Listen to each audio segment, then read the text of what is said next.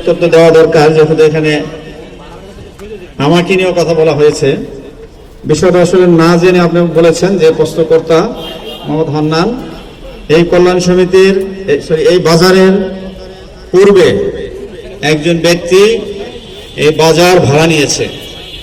এখনো সেই বাজার ভাড়ার দলিলের মেয়াদ আরো 1 বছর আছে, 1 বছর রয়েছে। এটার বিচার আমাদের মহানগর উত্তর আহ্বায়ক আমিনুল সাহেবের কাছে গিয়েছে, তারা আমাদের কাছে পাঠিয়েছেন। আমরা যে ব্যক্তি বাজার করত সে অনেক পূর্বে বিএনপির সাথে সম্পৃক্ত ছিল, স্বেচ্ছাসেবক দল করত, কমিটিতে তার আমি নামও আমরা দেখেছি, কিন্তু পরবর্তীতে সে আওয়ামী লীগের সাথে জড়িয়ে গিয়েছে। কিন্তু আমরা যেটা মনে করি, আমার দল মনে করে যে রাজনীতিতে যারা অন্যায় অত্যাচার করেছে, জুলুম করেছে, তাদের বিচার আইন অনুযায়ী হবে।